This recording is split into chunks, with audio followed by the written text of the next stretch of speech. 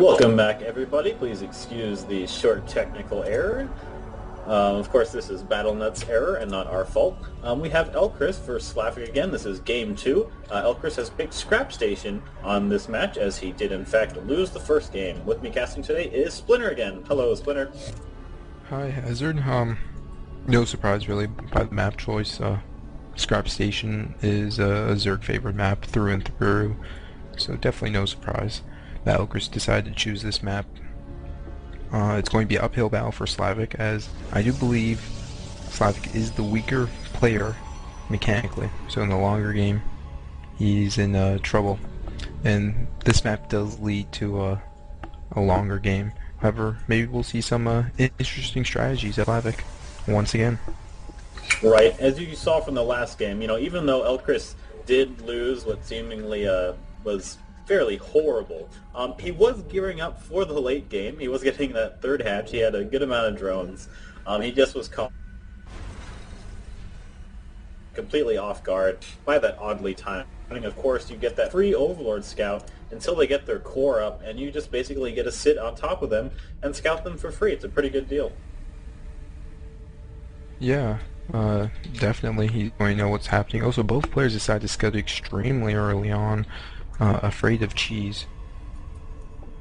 Each other player doing some sort of cheese. However, it looks like Elcheris is going to be going for a really standard speedling opening, and Slavik getting his gateway at the normal timing. Yeah, and we saw him scout with the drone and his Overlord. So probably just checking around for some proxies or maybe even a forge early on. We see Slavik poking around on the expansion, just making sure that it's not going down. He's just poking around, checking, see if anything's up, but he did see the gas pool, so he knows that hatch isn't going to be up for at least a little while. Elcheris just poking around his own base, trying to find any hidden pylons. And looks like going to be 2 gas from Slavik. So now it's up to him to decide what to do with that. Yeah, Elcheris having his drone that's most likely going to expand, just scouting out first that there's no proxies. It looks like kind of surprised he's doing such, as he did see the gateway go down first by Slavik. And he hasn't put down an expansion yet. Right, and we see this early second gas. Once Slavik decides to put probes on it, I'm assuming that's early enough that we would see a Stargate tech? No pylon going down for Slavik. I'm not sure if Elcheris is going to expand here at all. I think he may be going for some sort of one-base strategy, in fact. I'm really confused by Slavik's building placement on Scrap Station.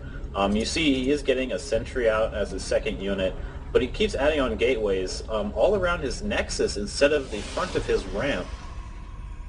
Yeah, I think it would have been better to have it just really at the start from his ramp. But of course, I don't think he wanted to get walled off completely again. There's some healthy paranoia, and then there's unhealthy paranoia, and I think that's where Slavik is. He needs to be careful in case he walls in all his probes. That would be a disaster. And interestingly enough, the Lings get to run in, and the Zealot and Sentry are wandering around outside. It looks like Elcheris just wants to scout around the map, doesn't need to harass, just checking the units and looking at the gateway count. So Elcheris did take his expansion now, however, is really late timing. Now he's getting a Roach Warren before he even starts Lair. I'm really perplexed. This definitely is not standard what he's doing, at least on order and timings that he's acquiring his different building structures. Right, as we said, he might still be nervous. Last game certainly didn't go as planned. He does see the additional sentries coming out from Slavik, but even with this many sentries, you're saying, oh, okay, this is usually an expand build, so where's the expand? And it's not coming yet. He's throwing down the low ground pylon, but he doesn't have any buildings on the low ground to help him defend his main and his natural at the same time. Once again, Slavik continuing with the odd building placement. That pylon's definitely an odd location, not really helping walling off that area of the map at all. At the very least, we will be seeing, hopefully, a longer macro game, unless, of course, Slavik cancels his Nexus and does an all-in 4 game. He does have that one warp gate now finally transforming, and it looks like we have I'm each not player sure. simply playing normal. I think Elcheris is really put off by what happened. Like, he is definitely playing differently. I think he may be going actually for a 2-base Roach all-in by the looks of it. He's still droning. It's just very confusing. I can't read what he's doing. He definitely seems to be off. Right, he did make one more round of drones. It sort of looks like he's nervous. He took 3 drones to put on gas, clicked the Roach Warren, clicked around, clicked a mineral, and then put them on gas. So it looks like he's not actually that sure of what he's doing right now. Definitely afraid for another delayed 4-gate as he made 8 lings. Actually, quite a few more than that now. Right, but he did get an Overlord into Slavik's base. He sees all the tech structures. He sees the 4-gate, the Forge, and the Robo Bay. And of course he is scouting... Oh, he hasn't scouted that expansion, but he did scout the pylon there. I certainly hope that he did see that expand go down. He is attacking the front rock, spreading creep there. That's great right now. An interesting decision deciding to take down those rocks. It kind of does show that he's going to go for some 2-base timing. That's what I think. That's the only reason you want to take down those rocks, really. There's no other reason you want to take down the rocks. Especially at this part of the game. It's not like it's going to open up some way you could counter. That's really more something in the late game. Right, and he just starts Burrow and Roach speed at the same time. He is continually making Roaches, and I think he wants to hit before those Immortals come out of that robotics facility he saw building. So right now he's at 29 drones, and he's building units. I think we're going to see some sort of 2-base Roach timing. It's going to be interesting to see how Slavik defends this. He hasn't started to...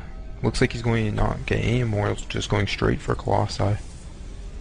Yeah, that might just seal the deal for Slavik. He has his one observer headed over to Elcheris' base, and by the time Elcheris probably attacks, he needs to be very careful to hit when Speed and Burrow both finish. It's only 30 seconds now, but he is coming close to killing those rocks right now. Ooh, deciding to start extend thermal lens before even getting a unit out of the Robo Bay, I definitely don't like that decision at all. That's just so much money invested before anything comes out of those production facilities. Now he's finally starting his first Colossus. The rocks are down, however. I think this is going to surprise Slavik quite a bit. The units are moving in. Right, perfect timing. Roach, Burrow finishes, and movement Roach speed finishes. Slavik does have a lot of sentries, but he has to defend his main and his expo at the same time. He doesn't have a single robo unit out, and his observer is over in Elcheris' main. If he Burrow micros well enough, he can do some significant damage. He just needs to keep constantly applying pressure that he can't defend his main and his natural at the same time. Looks like he sort of knows this, but he keeps attacking toward the ramp right now. Just really weak force field usage by Slavik. He's lost so many units needlessly. The Colossus is finally out now. He's going to have some great micro to be able to hold this off. Right, now Elcheris just needs to Burrow micro his roaches, just make sure they don't die to that Colossus. Goes down. It gets sniped though. 14 speedlings coming in, reinforcements finally pouring in. Thermal lance is done, but there's no Colossus. The second one's coming out, but there's just so many roaches with Burrow. That observer still hasn't come over to save him, and quite frankly, that's probably going to be it. That's game. Well played by Elcheris. It's a good timing attack, and he scouted exactly when he should be hitting, and Slavik just tried to be a little bit too greedy, maybe relying on his force fields a little bit more than he should have.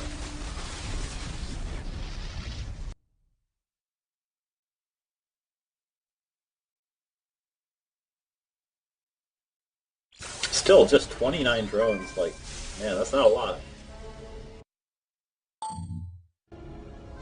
Yeah, I don't know if Panda wants to talk right now, but I had a 2-base Roach all-in that was a lot stronger than that. Yeah. When I was playing Zerg.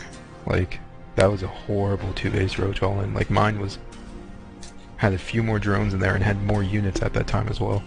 I don't know, he was all over the place. Like, he added a second geyser early, and he waited to saturate it, of course he screwed it up. He added his Roach Horn way early. It's like he was expecting a 4-gate, but I mean, just Well, from Slavik's building position and the fact that he was pumping up pure sentry, you should know that there wasn't really anything coming Slavik towards has him. like 6, 7 sentries at 200 energy. He decides to put down only Yeah, I like 3 mean, force fields. I'm like, and he what the throws down a fuck? roach worm. But no, like Slavik only used like 3, 4 force fields. It's like, I can't use my force fields. He's all inning me. Just made no sense. Yeah, Either player. it was awkward, that's for sure. Come on, guys. It's he saw what he needed to do and he did it and it worked out. There you go. Well, Slavik also getting extended thermal lance before any unit of the Robo, other than the Observer. It's kind of just crazy. Yeah, that's kind of bad. And he never really used the Observer either. He just sort of sat it just inside of the roach warren and never moved in or out quicker. Tournament nerves, tournament nerves. I don't know, I'm just not really happy with what I saw from Elcheris. He's better than that. Low level play. Subpar performance from both players. Looks like Slavik wants close positions.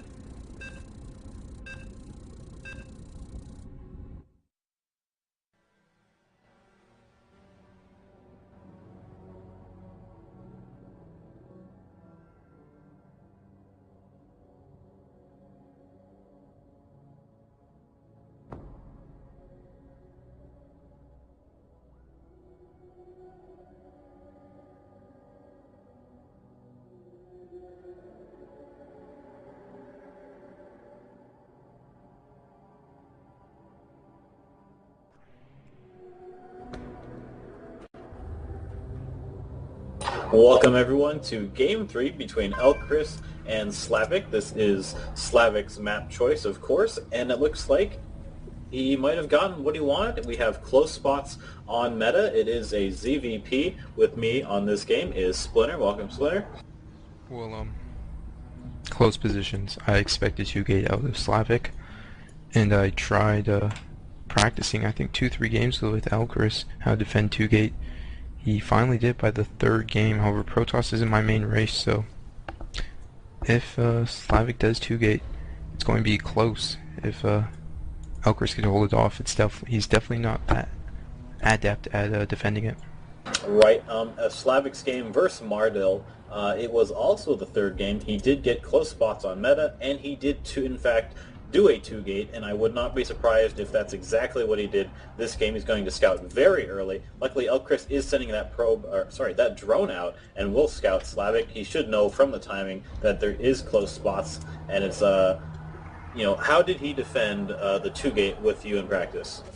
Well, I was doing a 12-14 2-gate, so it was actually quite a bit later than, No, that's a exactly double... what Slavik did. But he's on double 13 10. right now. Oh, wait, he did? He put down a spine crawler in his main. He didn't even get his natural. So, like, depending on what happens, that's actually kind of a negative.